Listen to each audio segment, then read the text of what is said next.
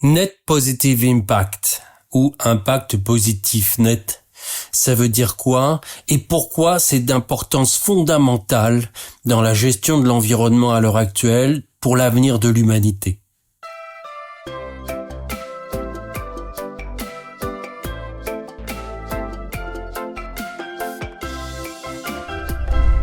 Vous avez en fait tous vu ces représentations de notre utilisation des ressources naturelles, ou si on vivait tous avec notre mode actuel de consommation sur la planète, eh bien, il nous faudrait 2 planètes et demie pour arriver à subvenir à nos besoins. Donc, il faut ralentir notre consommation, en tout cas, avoir une consommation plus durable, qui soit sans impact négatif. C'est ça le principe, mais justement, comme on a déjà trop consommé, eh bien, il va falloir trouver une façon de restaurer tous les habitats naturels qu'on a déjà dégradés, ou en tout cas, pas tous, mais au moins ceux qui sont indispensables à la dynamique de la biodiversité pour l'humanité sur la planète. En fait, quand on a le bio, qu'est-ce que c'est que le bio ? On est content de manger bio. Mais pourquoi on est content de manger bio ? Eh bien, parce qu'on s'intoxique pas, et puis parce que c'est pas négatif pour la planète.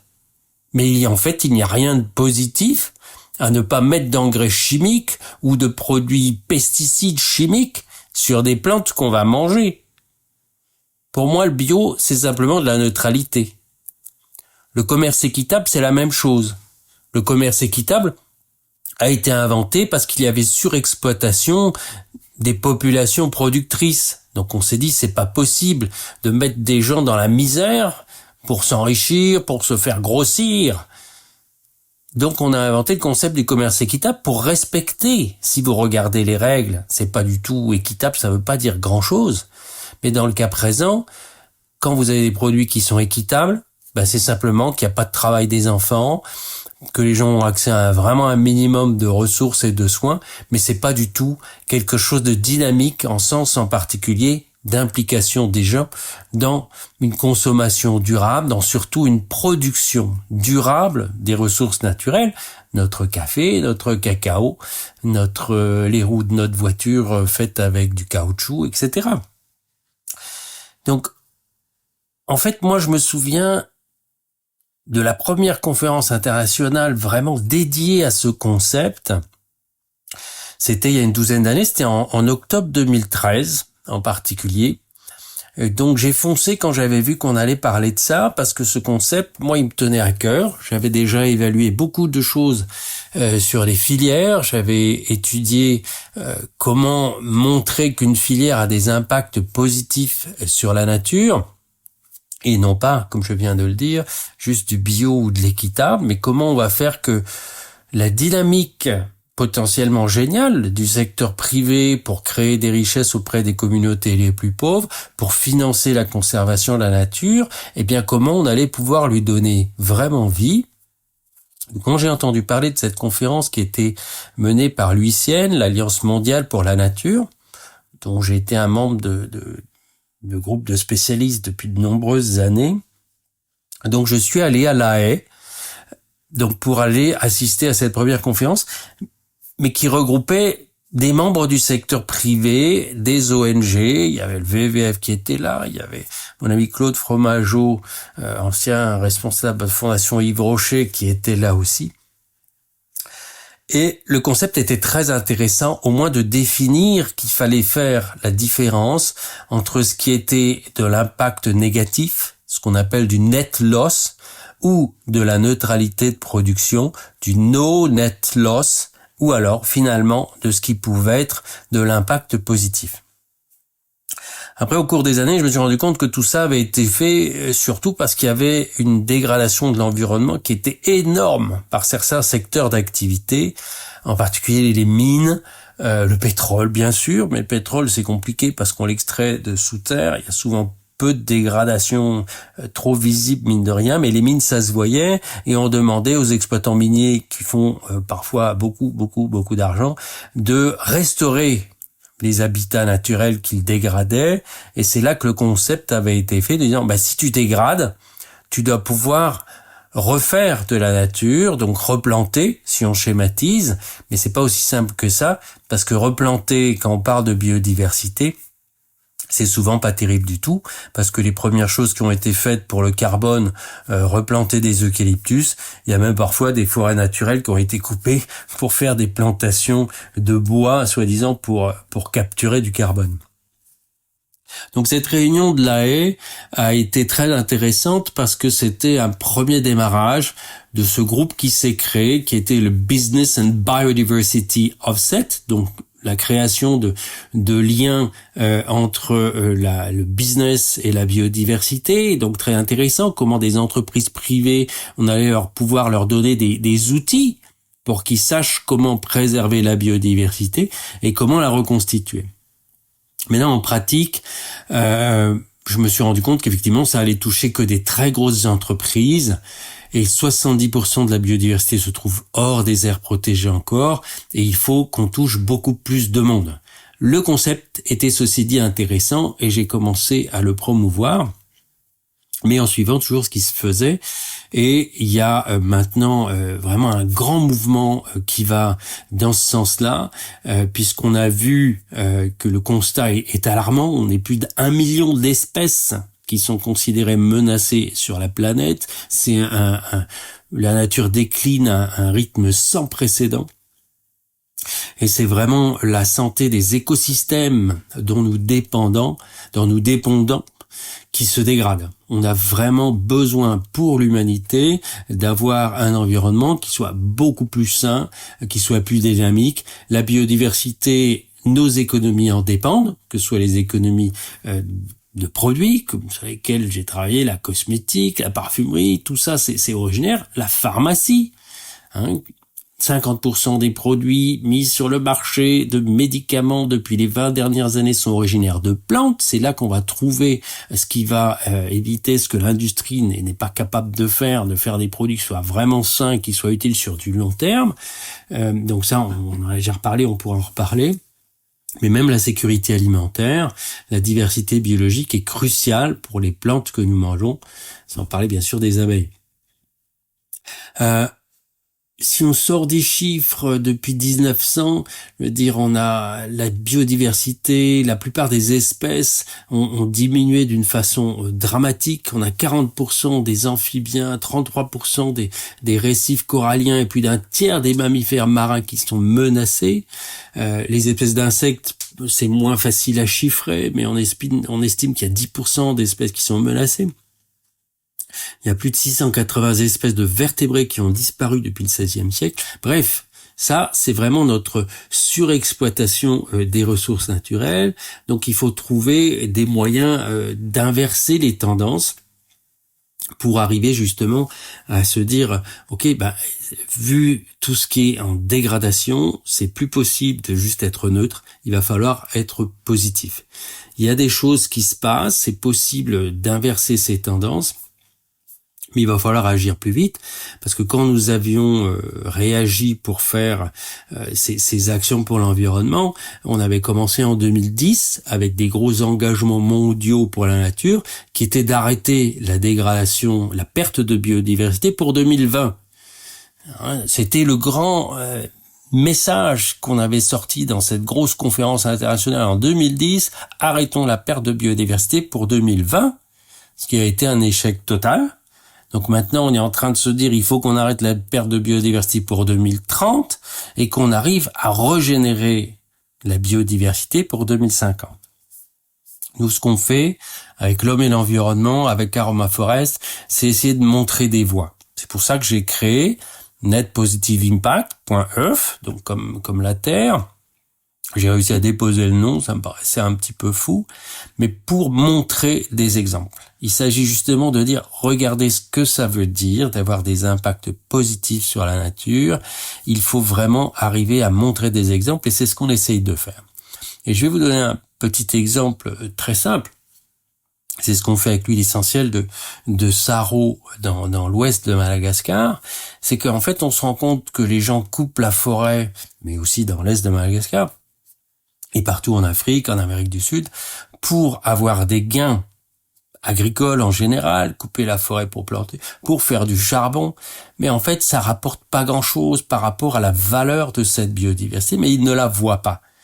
Donc il faut qu'on arrive à créer de nouvelles dynamiques. Et ce qu'on a fait avec le Sarro, c'est qu'on est allé loin là-bas, au milieu de la forêt, en passant par la côte, charger un alambic sur des pirogues, et aller jusqu'à aider les communautés locales à produire de l'huile essentielle avec les feuilles des arbres.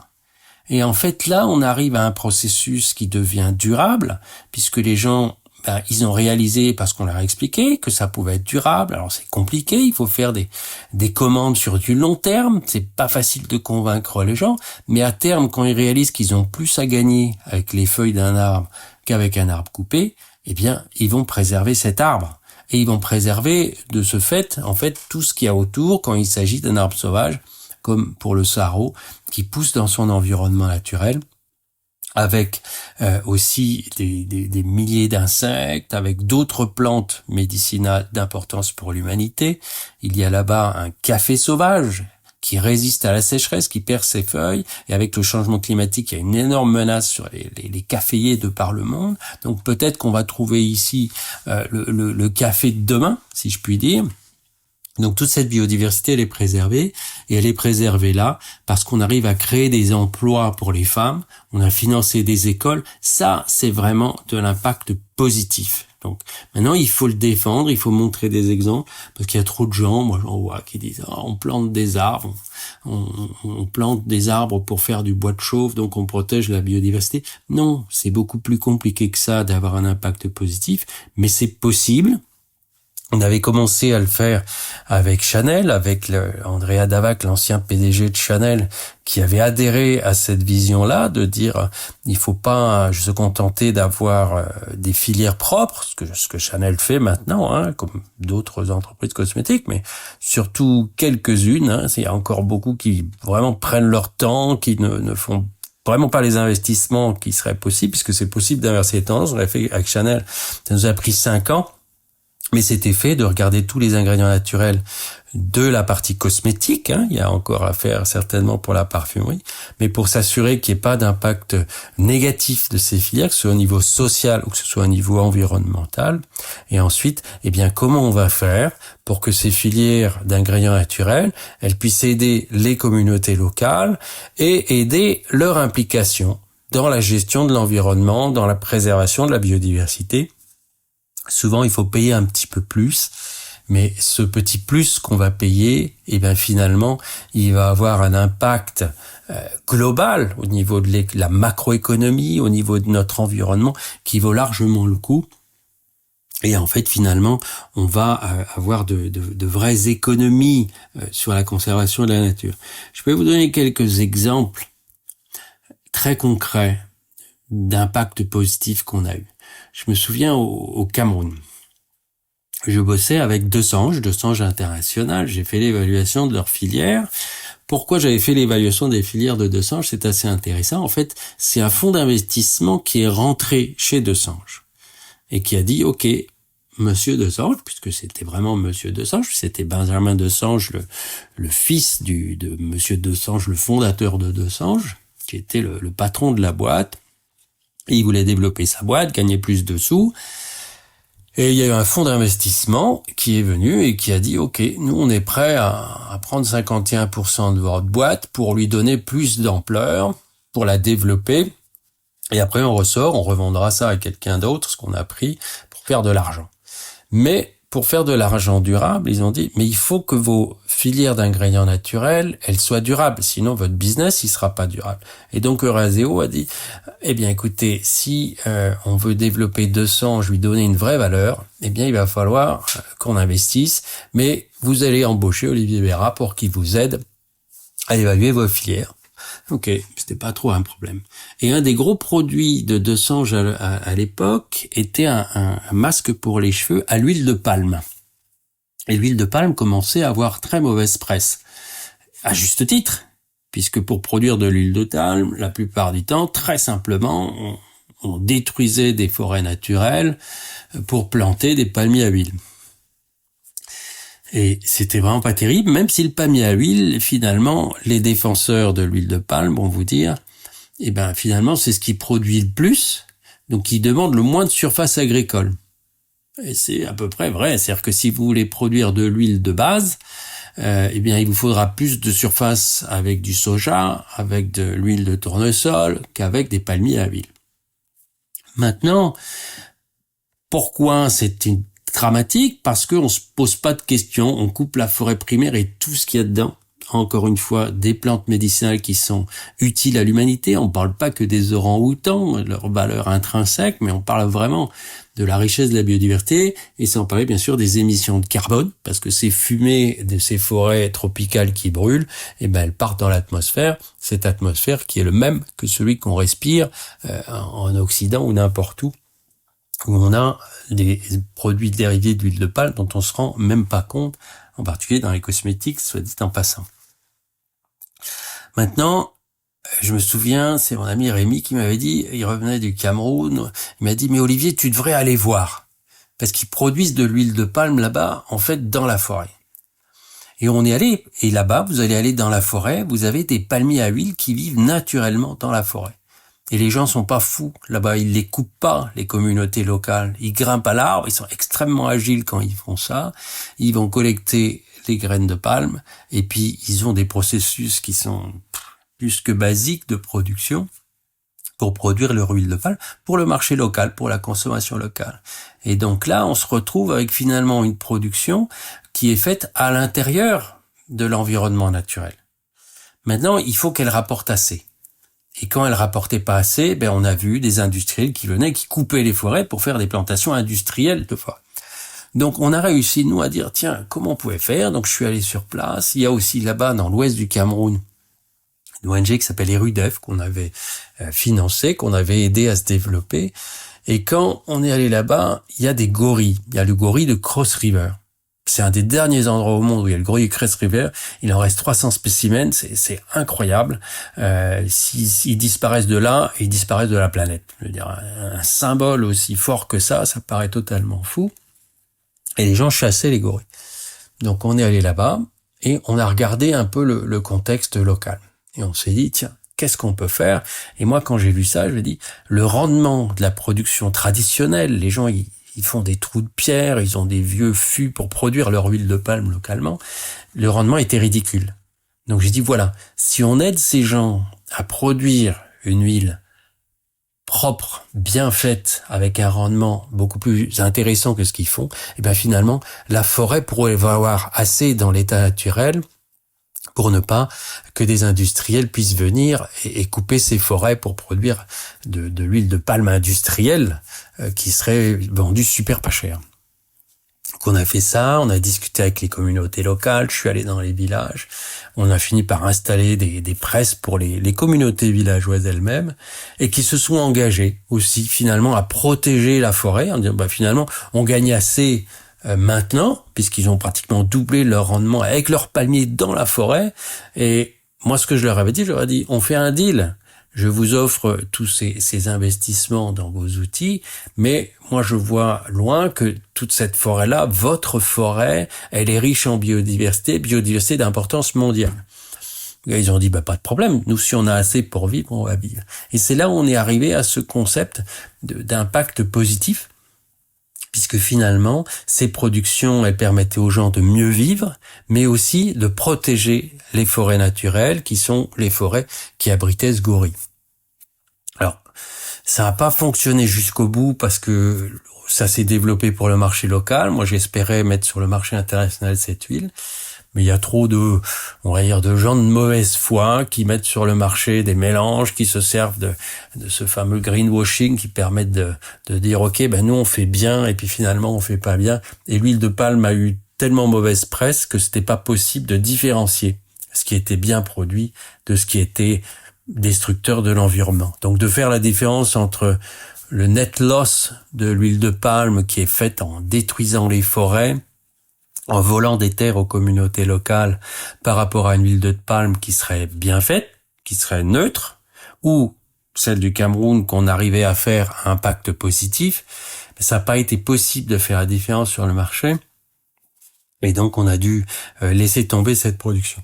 Mais il y a plein d'exemples comme ça. On a cherché à chaque fois comment est-ce qu'on pouvait développer des productions qui servent le développement des communautés locales, mais surtout leur implication dans la conservation.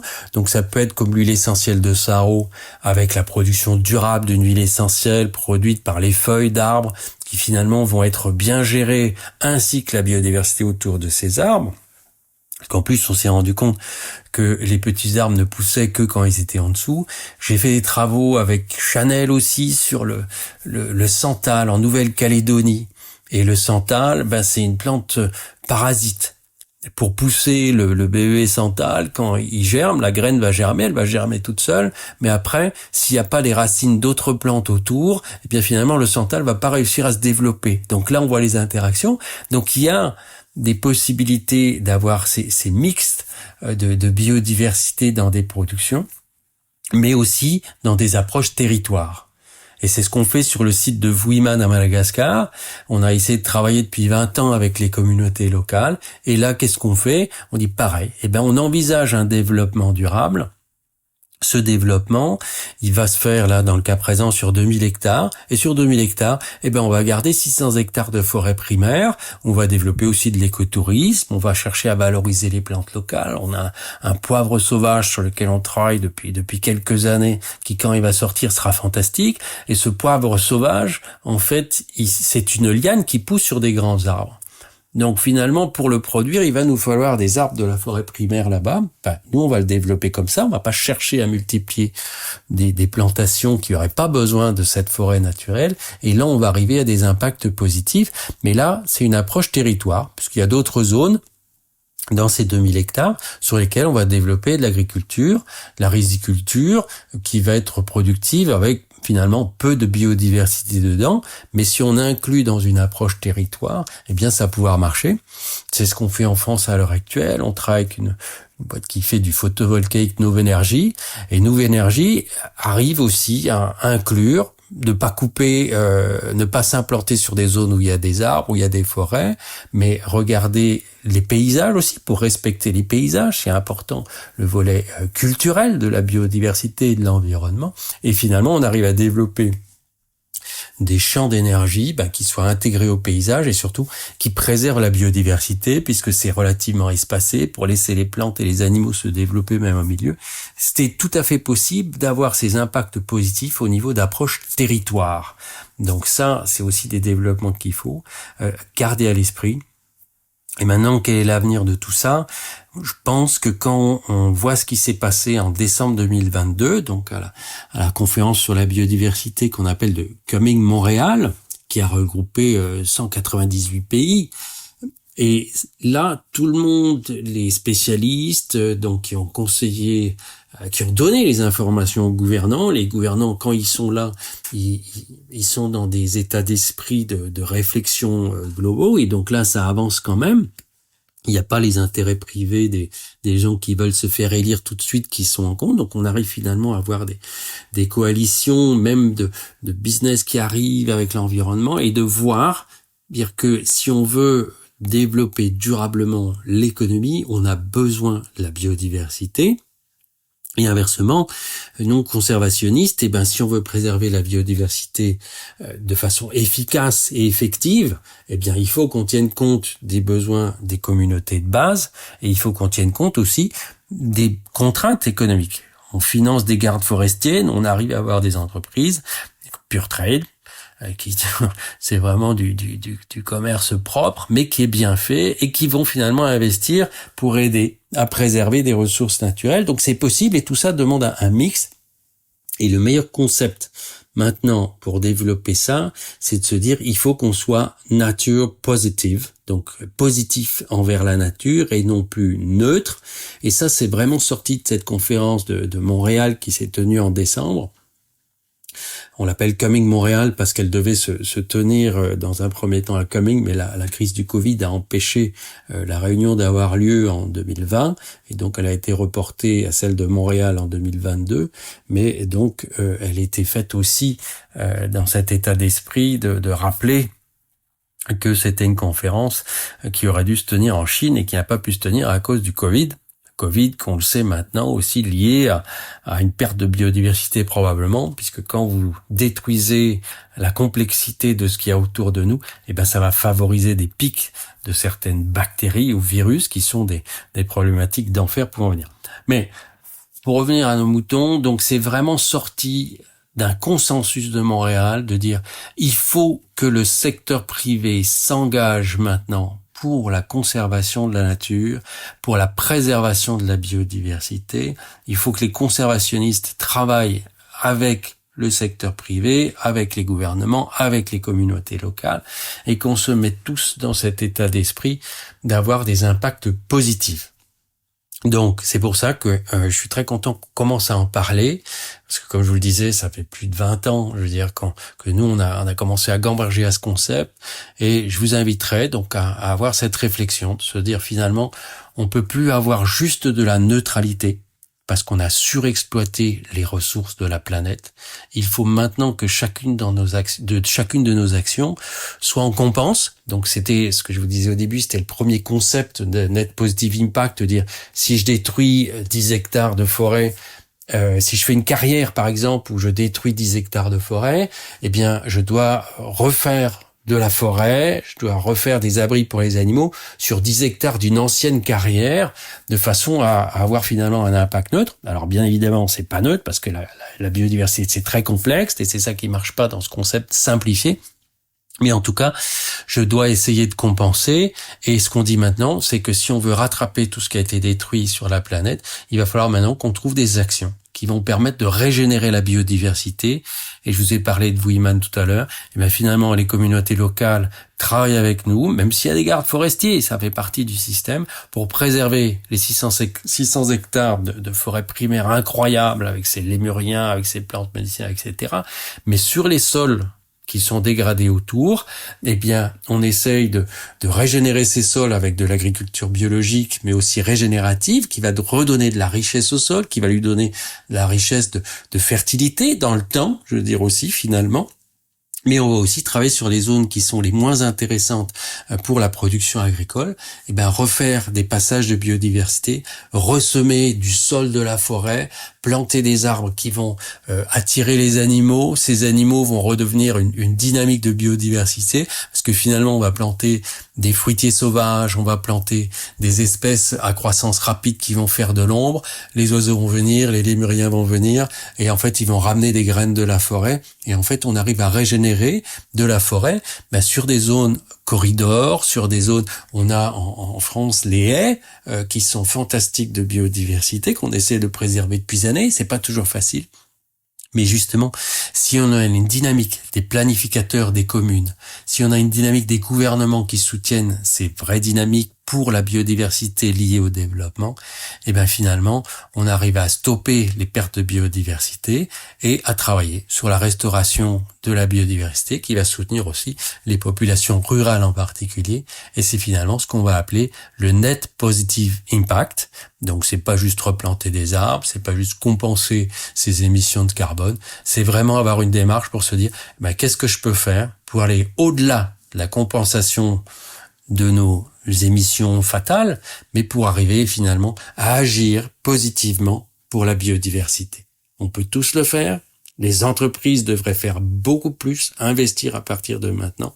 Espérons que ce qui est sorti de la réunion de Montréal en termes de directives, d'engagement des gouvernements, de promotion surtout de ce concept de dire les entreprises doivent maintenant avoir des démarches pour régénérer la biodiversité, jouer leur rôle d'entrepreneur qui va servir l'ensemble de la communauté sociale qui l'entoure.